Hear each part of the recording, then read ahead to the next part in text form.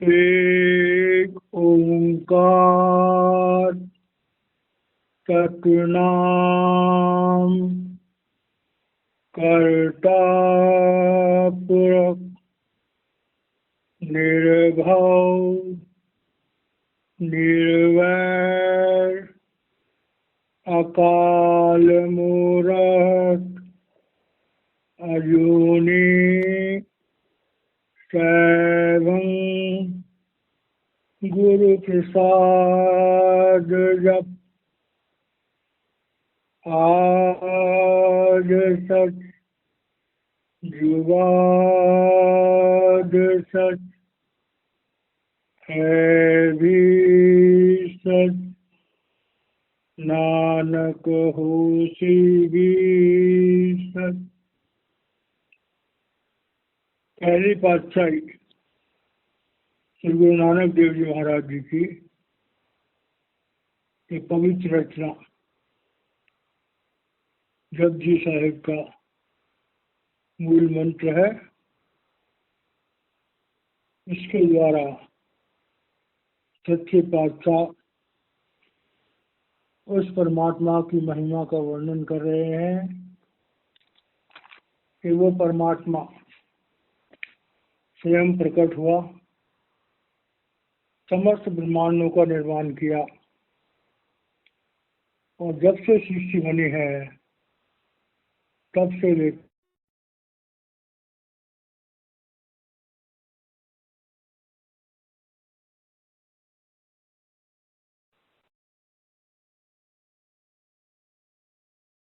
जीवों को छिटाने के लिए आज भी संसार में कहीं न कहीं वो परमपिता परमेश्वर मनुष्य के चोले में सदगुरु के रूप में काम कर रहा है और जब तक सृष्टि रहेगी तब तक परमात्मा अपने कॉल के मुताबिक मनुष्य का चोला धारण करके पृथ्वी पर आता रहेगा। आज हम जपजी साहिब की 17वीं पौड़ी को ले रहे हैं। अब इस 17वीं पौड़ी और 18वीं पौड़ी में संसार के समस्त पूजा पद्धतियां, संसार की समस्त पूजा पद्धतियां, उनका वर्णन है और उनका संत मत से, गुरु परंपरा से कंपैरेटिव स्टडी है, कंपैरिजन है। क्योंकि गुरु नानक देव जी महाराज अपनी उदासियों में तरह तरह के लोगों से मिले। संसार में उन्होंने बहुत बहुत भ्रमण किया और करीब करीब हर तरह के भक्तों से उनका मिलना हुआ। खासकर जब वो करामाती सिद्धों से मिले, क्योंकि जो सिद्ध होते हैं हठ योग के बड़े ज्ञाता होते हैं और उनके पास बड़ी बड़ी सिद्धियां होती हैं और वो सिद्धियों से बड़ी बड़ी करामातें दिखाते हैं। तो जब उन्होंने सिद्धों की बड़ी बड़ी करामातें दिखाई, अब सिद्ध जो है जिन करामातों को दिखा के लोग डर जाते थे श्री गुरु नानक देव जी महाराज जी के ऊपर, उन करामातों का असर ही नहीं हो पाया। और कई कई तो ऐसे भी चमत्कार हुए कि जब वो महाराज जी के सामने आए, गुरु नानक देव जी महाराज जी के सामने आए, तो सिद्धों की बोलती बंद हो गई। उनकी सिद्धियां, वो सिद्धियों की करामात दिखाई नहीं पाए। तो 17वीं और 18वीं पौड़ी में हम लोग संसार में जितनी भी पूजा पद्धतियां हैं उनके बड़े विस्तार से हम सुनेंगे। अब सवाल पैदा होता है कि जो शिक्षाएं श्री गुरु ग्रंथ साहिब समस्त संसार को दे रही हैं, क्या ये शिक्षाएं और जो हमारे मत हैं, सनातन धर्म है या और है कोई दूसरे भी बहुत सारे धर्म है, क्या उनमें भी इन चीजों का वर्णन है? तो बड़े आश्चर्य की बात है कि हम ये पाएंगे कि हर धर्म में पूजा पद्धतियां जो है, ये 3 गुण हैं तमोगुण, रजोगुण और सतोगुण। और हमारे शरीर में 3 नाड़ियां हैं, इड़ा, पिंगला और सुषुम्ना। तो हमारी जो इड़ा है, ठंडी नाड़ी है, वो हमारे रजोगुण को रिप्रेजेंट करती है। पिंगला जो है वो तमोगुण को रिप्रेजेंट करती है और सुषुम्ना सतोगुण को रिप्रेजेंट करती है। तो संसार में 3 कैटेगरी के भक्त मिलते हैं। एक भक्त तो वो है जो संसार की समृद्धियों को प्राप्त करने के लिए परमात्मा का गुणगान करते हैं, परमात्मा का गुणगान करते हैं। अब जो लोग समृद्धियों को पाने के लिए परमात्मा का गुणगान करते हैं, वो लोग अक्सर भगवान विष्णु के रूप को पूजते हैं, क्योंकि विष्णु भगवान का अकाल पुरुष ने काल पुरुष को जो भी सत्ता सौंपी थी, तो काल पुरुष के अंतर्गत जैसे आता है कि ब्रह्मा करोति दीर्घायु, विष्णु करोति संपदा, शिव करोति कल्याणम, गणपति पूज्य नमः। तो संसार के लोग क्योंकि ज्यादातर संपन्नता चाहते हैं, लोगों की भक्ति संपन्नता के लिए होती है, और संपन्नता का स्वामी जो है, संपन्नता का जो डिपार्टमेंट है, वो भगवान विष्णु के पास है। और भगवान विष्णु शतोगुणी है। बड़ी समझने वाली बात है ये। तो भगवान विष्णु जो शतोगुणी है, उनकी शुरुआत तो साकार भक्ति से होती है। बड़े ध्यान से सुनने वाली बात है ये, क्योंकि हमें हर धर्म की वास्तविकताओं का पता होना चाहिए। अगर हम सब धर्मों की वास्तविकताओं को जानेंगे तो हमारा ज्ञान परिपूर्ण होगा। अब हम सनातन धर्म में देखते हैं, तो सनातन धर्म में लोग पहले क्या करते हैं, जो सनातन धर्म में साधारण पूजा है, वो साधारण पूजा अक्सर रजोगुणी होती है। अब रजोगुणी में भगवान विष्णु को सतोगुणी समझा गया, लेकिन साकार। तो जब भगवान विष्णु की सतोगुणी साकार पूजा करते हैं, तो लोग कौन सा मंत्र पढ़ते हैं? शांताकारं भुजंगशयनं पद्मनाभं सुरेशं विश्वाधारं गगनसदृशं मेघवर्णशुभांगं लक्ष्मीकान्तं कमलनयनं योगविधिर्ज्ञानं वंदे विष्णुभवहरं सर्वलोकैकनाथम। तो ये जो मंत्र है, इस मंत्र के द्वारा घरों में पूजा पाठ होता है। हमारे पुरोहित आकर के हमारे घरों में, कि हमारे घर में धन धान्य कैसे हो, संपदा कैसे हो, हमारे बाल बच्चे कैसे राजी रहें, हमारे घर में कोई कमी ना आए, तो ये पूजा करते हैं पहली बार। ये पूजा भगवान विष्णु को शतोगुणी, भगवान विष्णु की शतोगुणी संपदा को, शतोगुणी रूप को प्रणाम करते हैं। अब जब लोगों को कुछ समझ आ जाती है, तब उसके बाद क्या होता है कि पता लगता है कि भगवान विष्णु जो है वो हमें संपदा जो दे रहे हैं वो 3 लोग की है। लेकिन क्या भगवान विष्णु फाइनल अथॉरिटी हैं? तो इस बात में सनातन धर्म में दूसरी पूजा बताई गई है। यम ब्रह्मा वरुणेन्द्र रुद्र मरुतः स्तुन्वन्ति दिव्या स्तवैर्वेदैः सांग पदक्रमोपनिषदैर् गायन्ति यम सामगा ज्ञानावशितर्गतेन मनसा पश्यन्ति यम योगिनो यस्यान्त न विदु सुरासुरगणा देवाय तस्मै नमः। तो तब भक्त जो है, जब उन्हें धन धान्य मिल जाता है, तब वो कहते हैं क्या ये हमारी फाइनल स्टेज है? तो कहते नहीं, भगवान का दूसरा रूप है कि यंग ब्रह्मा वरुणेन्द्र रुद्र मरुता स्तुन्वन्ति। भगवान का दूसरा रूप है जिस रूप की ब्रह्मा विष्णु महेश और इंद्र वरुण सब उसका गायन कर रहे हैं, और सामवेद में उस परमपिता परमेश्वर का गायन है। और वो परमपिता कौन है? जिसे किसी ने, योगियों ने भी नहीं देखा। मतलब 3 लोकों में और 3 गुणों में जिस परमात्मा को हम नहीं देख सकते, उस परमात्मा की शक्ति का वर्णन है। अब वो कौन है? अकाल पुरुष। सनातन धर्म में भी कहा गया है कि पहले काल पुरुष से तुम्हें अगर संसार की संपदा मिलती है तो अकाल पुरुष की तरफ जाओ। अब सवाल पैदा होता है कि अकाल पुरुष की तरफ हमें जाना है, तब हम क्या करें? तब भगवान ने गीता में साफ कहा है कि तद्विद्य प्रणिपातेन परिप्रश्नेन सेवया उपदेक्षन्ति ते ज्ञानम ज्ञानेन तत्वदर्शिना। भगवान कृष्ण साफ कहते हैं, जब किसी इंसान को परमात्मा से मिलने की इच्छा हो जाती है तो उसे तत्वदर्शी पुरुषों के पास जाना चाहिए, जिन्होंने उस परमात्मा को देखा, और वो पुरुष पृथ्वी पर हमेशा मौजूद होते हैं। तो ये सनातन धर्म की 3 अवस्थाएं। पहली अवस्था में हम देवी देवताओं को पूजते हैं, दूसरी अवस्था में हम उस निराकार ब्रह्म को जानना चाहते हैं। जब हम निराकार ब्रह्म को जानना चाहते हैं तब हमारी जिंदगी में एक गुरु की जरूरत होती है। तब हमें पता लगता है कि हमारे जीवन में गुरु होना चाहिए और वो गुरु हमें परमात्मा से जोड़े। एक बात।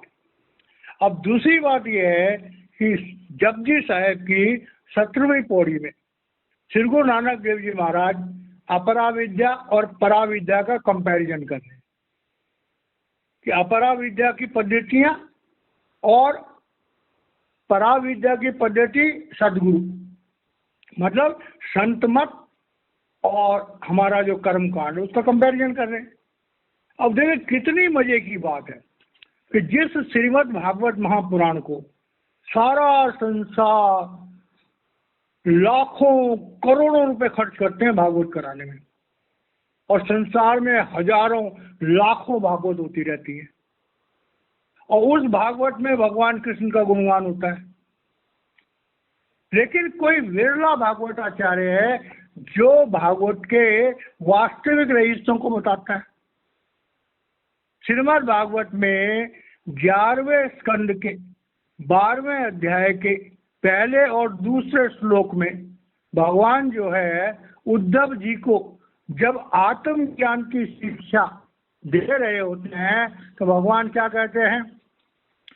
नरोदियति माम योगो न सांख्य धर्म एव च न स्वाध्यायस तप त्यागो निष्ठा पूर्ति न दक्षिणा व्रतानि यज्ञ छंदासी तीर्थानि नियमायमा यथा वरुंदे सत्संग सर्वसंगोपहो इमाम।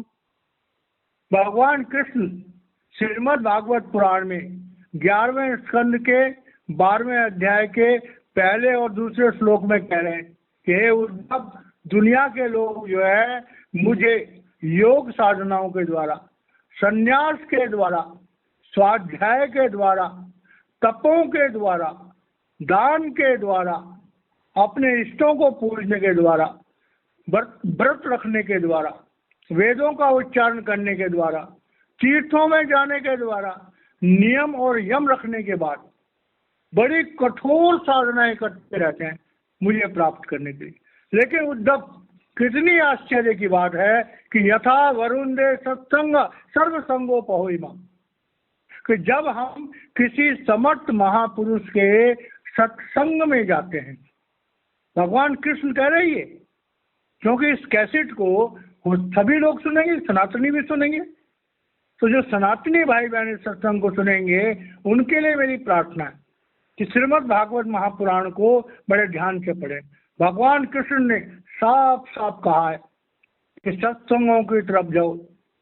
भगवान कह रहे हैं कि जो बाहरी क्रियाएं हैं, योग साधनाएं हैं, संन्यास लेना है, बड़े बड़े पाठ करने हैं, मंत्रों का उच्चारण करना है, व्रत रखने हैं, तीर्थाटन करना है, ये हमारे मन की सहजता, जिज्ञासा प्राप्त करने के लिए।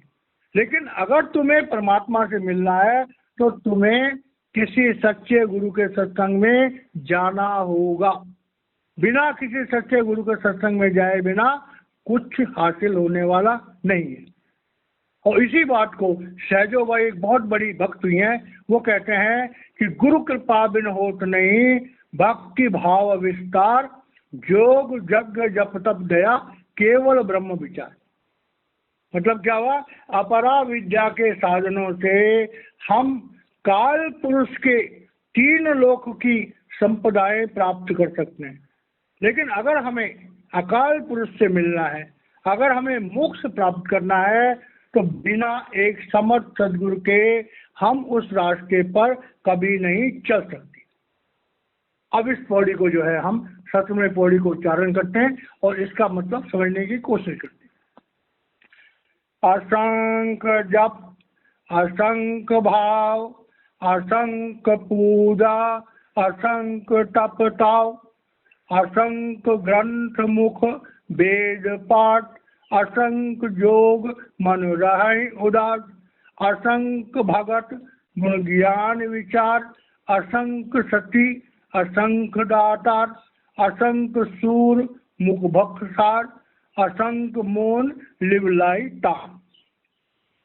अब सिद्धों की जमात में काफी दिनों तक पहली पातशाही सिद्धों के बीच में रही। शुरू में तो सिद्ध उन्हें करामातें दिखा करके डराना चाहते थे, प्रभावित कराना चाहते थे। सिद्ध कहते थे श्री गुरु नानक देव जी महाराज जी से, आओ हम तुम्हें सिद्धियां सिखाते हैं। तो गुरु नानक देव जी महाराज जी ने जब उन्हें बताया कि तुम्हारी सिद्धियां बड़ी नीचे कैटेगरी की है, रूहानियत के रास्ते पर, भक्ति के रास्ते पर सिद्धियां प्राप्त करना पहला कदम है। हर इंसान को जो प्रभु के रास्ते पर चलता है सिद्धियां अपने आप मिल जाती हैं। लेकिन अगर हमें भक्ति के रास्ते पर आगे बढ़ना है तो रिद्धि और सिद्धियां हमारे जीवन की रुकावट होती है। कृपाल सिंह महाराज जी ने जब साधना शुरू करी थी, उनको बड़ी बड़ी रिद्धियां और सिद्धियां प्राप्त हो गई थी। तो कृपाल सिंह जी महाराज कहते हैं कि मैंने अपने सदगुरु हुजूर बाबा सावन सिंह महाराज जी से प्रार्थना करी, हे महाराज जी इन रिद्धि और सिद्धियों को मेरे सामने से हटा दो, क्योंकि ये मेरे रास्ते में रुकावट बन सकती है। और महाराज जी की कृपा से कृपाल सिंह जी महाराज आगे बढ़ते गए, आगे बढ़ते गए, आगे बढ़ते गए और सचखंड गए। और सचखंड से वापस आकर के संसार के लोगों को आत्मज्ञान दिया। तो सच्चे पातशाह सिद्धों को समझा रहे हैं कि असंख्य जप, असंख्य भाव। अब असंख्य जप की जब हम बात करते हैं तो जप कहते हैं मंत्रों के उच्चारण को। मंत्रों का उच्चारण पहले हम बाहर की जो हमारी ये आहत शब्द है, जो हमारे मुंह से ये लफ्ज निकल रहे हैं, इसको बोलते हैं आहत शब्द। तो आहत शब्द के उच्चारण से सबसे पहले हम जप करते हैं। और जप जो होता है कोई सिद्ध गुरु के द्वारा दिए गए मंत्र का होता है। हम लोग देखते हैं कि कई मतों में मालाएं हाथ में लेकर के लोग घूम रहे होते हैं और वो मंत्र को जपते रहते हैं। तो जब हम मंत्र जो है इस बाहर की आवाज से जपते हैं, माला के द्वारा जपते हैं, तो हमारा मन जो है वो जगह जगह फैल जाता है। और मन जो है वो हमारे ध्यान की, आत्मा के बाहरी ध्यान की, outer expression of soul is attention. तो हमारा मन जो ध्यान के साथ जुड़ता है, अगर वो एक से ज्यादा जगहों पर अपने आप को केंद्रित करेगा तो उसमें शक्ति नहीं आएगी। इसीलिए ये पहला कदम, जैसे माला जपना, मंत्रों का उच्चारण करना मुबारक है, बहुत अच्छी बात है, लेकिन ये पहला कदम। जब मंत्र जपते हैं तो असंख्य भाव, उस मंत्रों के जाप में भी हमारे अलग अलग भाव होते हैं। तो कह रहे हैं हम जितने भी पूजा की पद्धति हैं उसमें से जप ही, उसके बाद असंख्य पूजा, असंख्य तप। अब जप मंत्र का होता है, मंत्र में तंत्र की शक्ति होती है और पूजा में भक्ति की शक्ति होती है। तो एक रास्ता हो गया कि भाई मंत्र जपने का, माला, बड़ा प्रचलित है। कोई कहते हैं 108 की मनकों की माला रख लो, उस माला को दिन में 4 बार फेलो, तुम 10,000 बार माला फेलो। लेकिन माला फेलते समय होता क्या है कि माला तो कर में फिरे और जीव फिरे मुख माही, और मनवा तो 24 फिरे, यह तो सिमरन नहीं। तो माला का सिमरन बुरा नहीं, लेकिन माला का सिमरन जो है वो हमारी चेतनता को एक जगह एकाग्र नहीं कर सकती, और उसमें भी बहुत सारे हमारे भावनाएं हैं कि हम माला क्यों फेरते हैं, किस तरह से फेरते हैं, किस गुरु ने हमें मंत्र दिया। आगे असंख्य पूजा, अब पूजा पद्धतियां देखो, वो परमपिता परमेश्वर एक है, लेकिन चाहे काल भगवान की माया समझो कि उस एक भगवान को इंसानों ने हजारों रूप दिए। उस एक भगवान को ये समझ लो 33 कोटि देवता, कोटि में होता है कैटेगरी, तो जो बड़े बड़े प्रधान देवता हैं वो 33 कैटेगरी में, और 33 कैटेगरी के देवताओं को सब लोग अलग अलग अलग अलग पूजते हैं।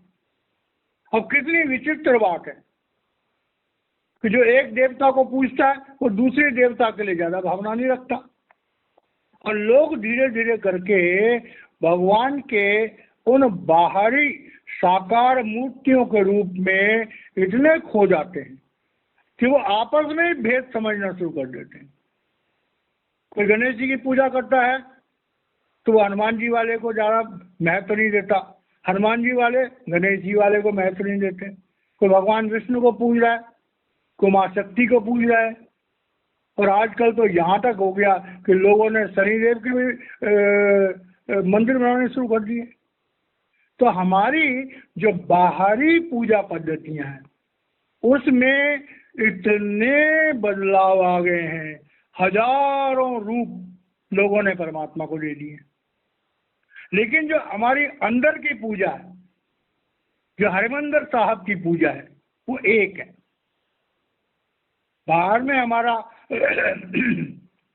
जो अमृतसर का हरिमंदिर साहिब है उसमें अक्सर वही लोग जाते हैं जो ग्रंथ साहिब को, दसम गुरु साहिबान को आदर देते हैं।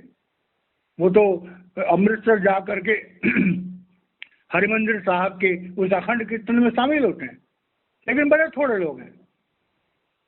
लेकिन अंदर का जो हरिमंदिर साहब है वो समस्त ब्रह्मांड के समस्त लोगों के लिए, चाहे वो किसी भी धर्म के हों, किसी भी जाति के हों, किसी भी मत को मानने वाले हों, अगर वो परमात्मा के रास्ते पर आगे बढ़ेंगे तो उन्हें अंदर जाकर के उस अंदर के हरिमंदिर साहब में अखंड कीर्तन सुनने का मौका मिलेगा, और अंदर के उस मान सरोवर में, अंदर के उस अमृत सरोवर में स्नान करने का मौका मिलेगा।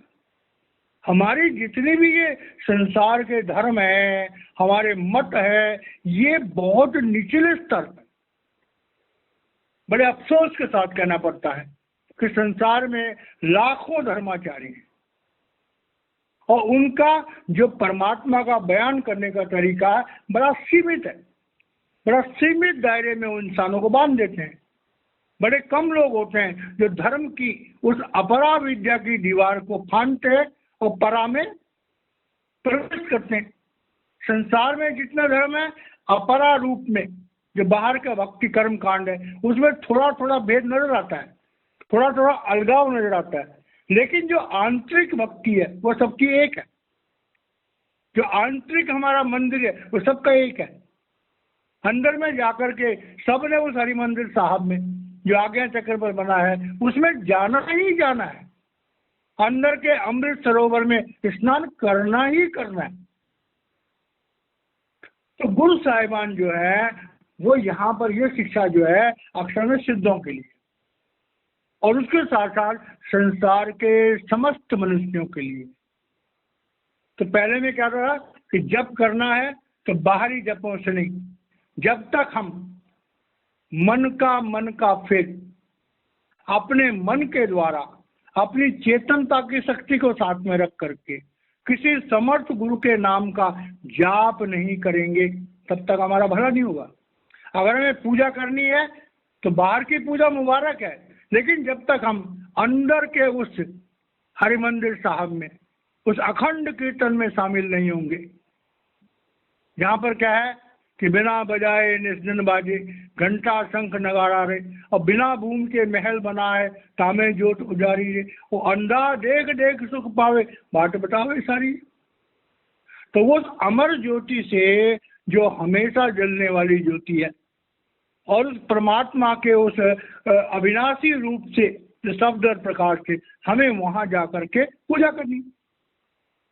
और तप तप अब संसार में हम क्या करते हैं कि अपनी इंद्रियों को तपाते हैं, शुद्ध करते हैं। तो हमारी जो इंद्रियां हैं, जिन भौतिक इंद्रियों का हमें अनुभव होता है, वो हमारे पिंडी शरीर में, ये हमारा पिंडी शरीर जो हार्ड मास का बना हुआ है, इस पिंडी शरीर में एक पिंडी मन है। तो हमारी जितनी भी संसार की वासनाएं हैं, वो पिंडी शरीर में और पिंडी मन से। जो भाई बहन सत्संग को सुन रहे हैं, हमें देखते हैं, जितना मर्जी कोई धार्मिक इंसान हो, जितना मर्जी कोई पढ़ा लिखा हो, जितना मर्जी कोई अच्छा इंसान हो, उसके मन में काम क्रोध लोभ मोह अहंकार के हुलेरे उठते रहते हैं। भले से भले इंसान के मन में भी कभी बड़ी गलत बातें आ जाती हैं। क्यों? काम क्रोध लोभ मोह अहंकार जो है वो हमारे मन पर स्ट्राइक करते हैं। हमारे विचार कभी अच्छे हो जाते हैं, हमारे विचार कभी बुरे हो जाते हैं, हमारे मन में कभी क्रोध आ जाता है, कभी लोभ आ जाता है, कभी ईर्ष्या आ जाती है, कभी द्वेष आ जाता है। कोई ऐसा इंसान नहीं जिसके मन में हिलोरे न उठते। तो हमारे मन के हिलोरे बंद होते हैं जब हमारी आत्मा किसी समर्थ सद्गुरु की कृपा से और हमारे शरीर में इन 5 चक्रों से उठ करके, मूल चक्र से उठ करके, इंद्रिय चक्र, नाभि चक्र, हृदय चक्र, कंठ चक्र से होकर के जब हम आज्ञा चक्र पर आते हैं, तो वहां पर आकर के हमारे जप भी अलग किस्म का होता है, पूजा भी अलग किस्म की होती है, और तप भी अलग किस्म का होता है। अब कह रहे हैं असंख्य ग्रंथ मुख वेद पाठ। अब देखिए, हर धर्म जो है किसी न किसी प्रमुख धर्म शास्त्र पर जुड़ा हुआ है। सनातन धर्म में वेदों की प्रधानता है, सिख धर्म में श्री गुरु ग्रंथ साहब महाराज की प्रधानता है, ईसाई धर्म में पवित्र बाइबल की प्रधानता है, इस्लाम में पवित्र कुरान की प्रधानता है। हर धर्म में एक मूल ग्रंथ है। उस मूल ग्रंथ में परमात्मा के बारे में खोल खोल के बताया। लिखे हैं कि असंख्य ग्रंथ मुखवेद पाठ। संसार में लाखों ग्रंथ हैं, करोड़ों ग्रंथ हैं, और उन ग्रंथों का हम इस बाहरी मुख से उच्चारण करते हैं। वेद ग्रंथ गुरु हट है, जिस लग भवजल पार उतारा, सतगुरु वाजई न बुझई, नित्य धरे न प्रभु अवतारा। भाई वो धर्म शास्त्र जो है वो परमात्मा के कलाम है, वो उन महापुरुषों के कलाम है जिन्होंने परमात्मा को देखा। श्रीमद् भागवत महापुराण में एक जिक्र आता है कि नारद जी की भक्ति से भेंट हुई। भक्ति के 2 पुत्र ज्ञान और वैराग्य दोनों मूर्छित पड़े।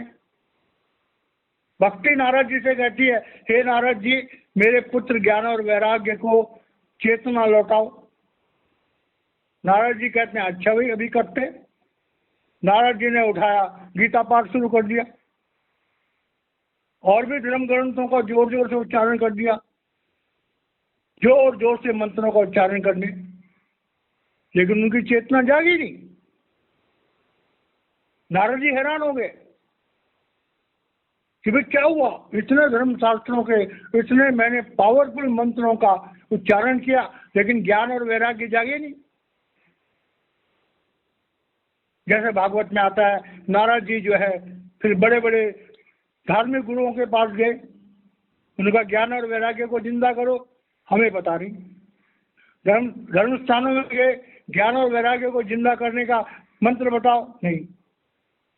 तब लास्ट में जब नारद जी सनकादि ऋषियों के पास गए, जो समर्थ महापुरुष है, जब सनकादि ऋषियों के पास नारद जी गए, तब सनकादि ऋषियों के सत्संग में उन्हें ज्ञान हुआ, और उन्होंने सनकादि ऋषियों से उस अमर विद्या की दीक्षा ली, और उस अमर विद्या की दीक्षा लेकर के तब नारद जी ने ज्ञान और वैराग्य को जिंदा किया, उनको होश में लाए।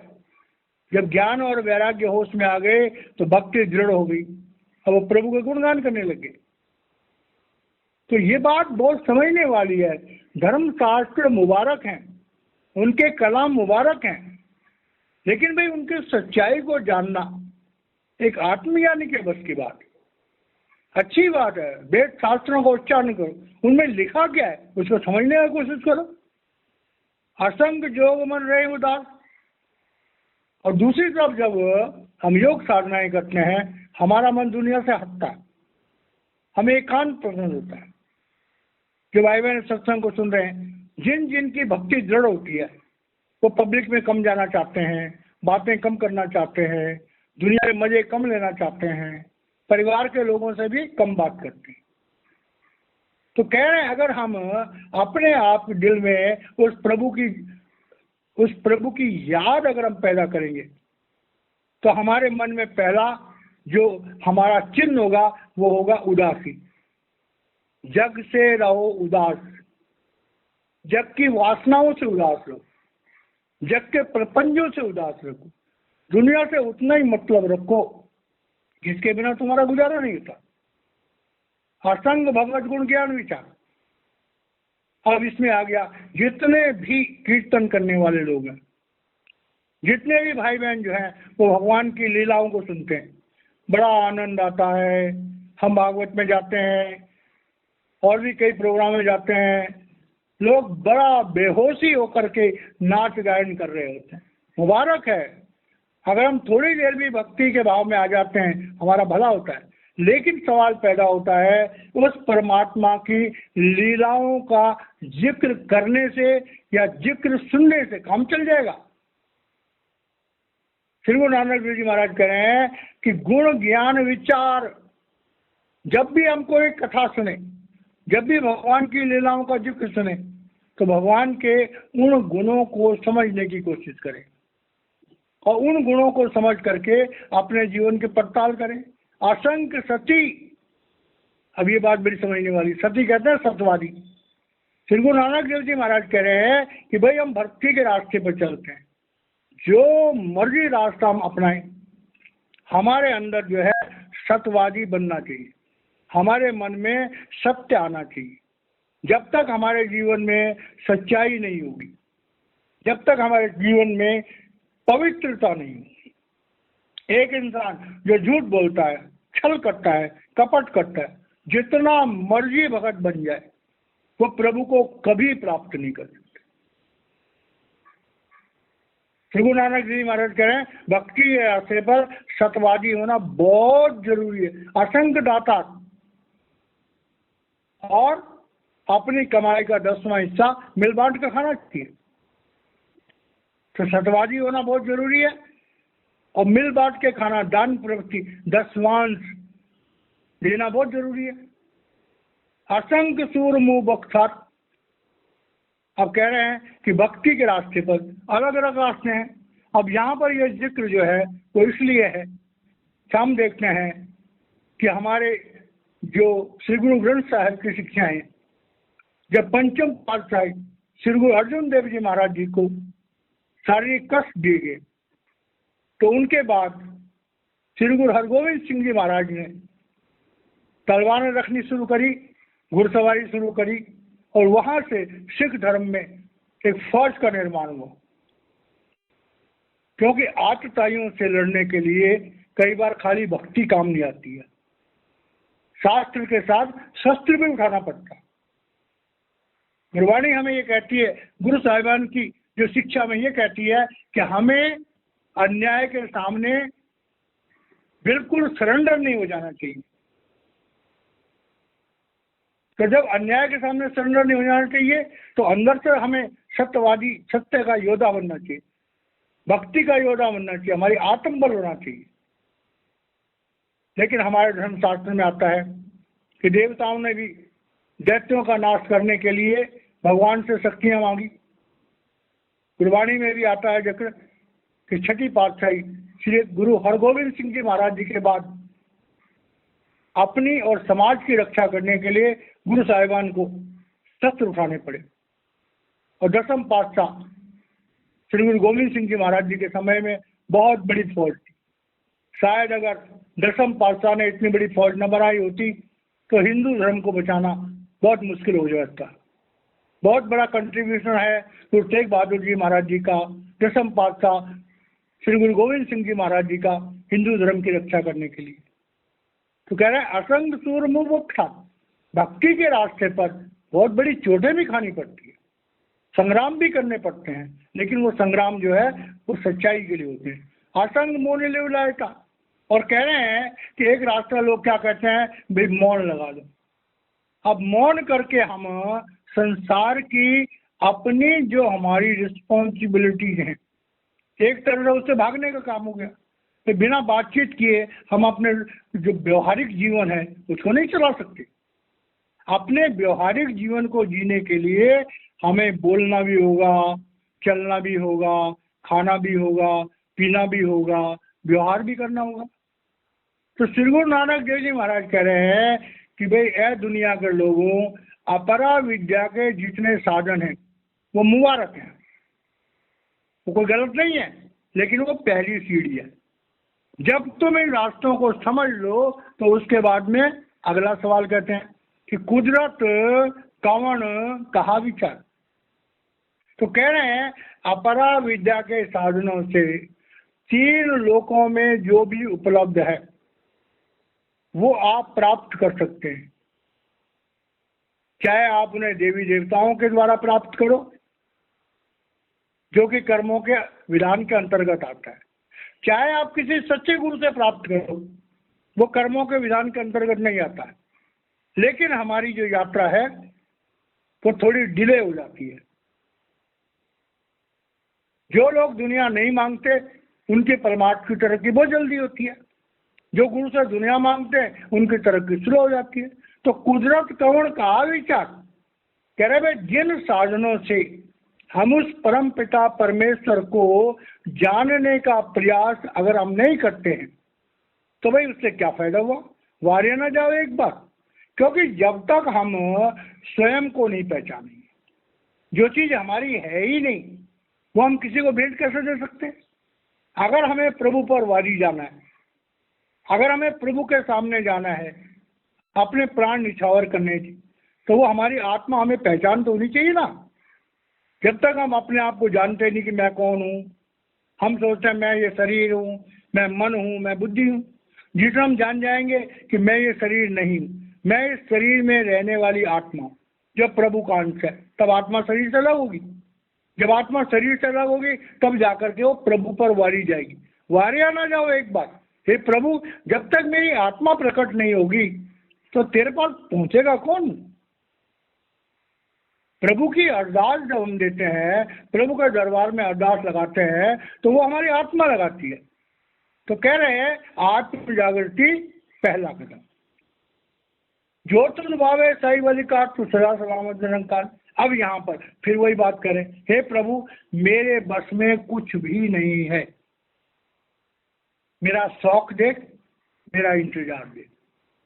इकबाल कहता है हे प्रभु मेरे बस का कुछ नहीं है, मेरे अंदर शौक है कि मैं तुझे जानूं, तेरे पास आऊं। माना कि तेरी दीद के काबिल नहीं हूं मैं, मेरा शौक देख, मेरा इंतजार देख। बड़ा प्यारा शेर है इकबाल, डॉक्टर मोहम्मद इकबाल का। माना कि तेरी दीद के काबिल नहीं हूं मैं, मेरा शौक देख, मेरा इंतजार। हे प्रभु मेरे में इतनी शक्ति नहीं मैं आके तेरे दर्शन करूं, लेकिन मैं शौक रखता हूं, मैं तेरे से प्यार करता हूं, तुझसे मिलना चाहता हूं। और जब हम प्रभु से मिलना चाहते हैं, जो तुध भावे साई भली कर। हे परम पिता परमेश्वर जो तू मुझे देगा मुझे स्वीकार। तेरे फूलों से भी प्यार, तेरे कांटों से भी प्यार। तो अगर मान सम्मान दे तो भी तेरी मर्जी, तेरी कृपा। अगर तू हमें अपमान दे तो भी तेरी कृपा, सुख दे तो भी तेरी कृपा, दुख दे तो दी गई। जिसमें तू राजी रहे मुझे उस हालात में रख, मेरी अपनी कोई मर्जी नहीं है, जिस विध राखे राम तेरा भाणा मीठा लागे। जब तक हम जिस विध राखे राम और तेरा भाणा मीठा लागे इस थ्योरी को अपने जीवन में नहीं अपनाएंगे, तब तक तू सदा सलामत निरंकार। उस अविनाशी परमात्मा से हमारी आत्मा कभी नहीं जुड़ सकती। तो इस पौड़ी का सार आया, अपरा विद्या के द्वारा जो प्रभु प्राप्ति के साधन किए जाते हैं वो मुबारक हैं, लेकिन वो पहला कदम है। अपरा विद्या प्रभु प्राप्ति के लिए पहला कदम है, जरूरी है। सदाचारी जीवन के बिना प्रभु प्राप्ति मुश्किल है, लेकिन अपरा विद्या के द्वार हमें दूसरा कदम उठाना चाहिए, वह है पराविद्या। और पराविद्या जो है किसी खुदा रसीदा, किसी प्रभु रूप, किसी नरहरि, बंदौ गुरुपद कंज कृपा सिंधु नर रूप हरि महामोह तम पुंज जास वचन रवि कर निकल। तो जब हम इस तरह से नर रूप हरि परमात्मा से जुड़ेंगे तो वो फिर क्या करेगा, तेरी निगाह का अदना करिश्मा है दर्शन, नजर से पड़ रहे आलम उठा दिए। और हम अपने अंदर में अपनी आत्म साक्षात्कार करेंगे और फिर परमात्मा साक्षात करेंगे। तो ये हमारी यहाँ पर 17वीं पौड़ी जो है वो समाप्त होती है। हम उस परम पिता परमेश्वर पहली पातशाही श्री गुरु नानक देव जी महाराज, हुजूर बाबा सावन सिंह जी महाराज, परम संत कृपाल सिंह जी महाराज, दयाल पुरुष दर्शन सिंह जी महाराज और वक्त के मौजूदा शहंशाह, वक्त के मौजूदा प्रभु रूप संत राजेंद्र सिंह जी महाराज जी का करोड़ करोड़ बार धन्यवाद करते हैं कि इस सेवक के मुख से जो प्रभु की इस प्रेम की वाणी को आप उच्चारण करवा रहे हैं, सारी संगत आपका धन्यवाद करती है कि आप हमें ऐसा सत्संग सुनवा रहे हैं। हे महाराज जी, हमारे पर कृपा बनाए रखना। जय महाराज जी की। इन शब्दों के साथ वाणी को विराम देता हूँ, बाकी का कल।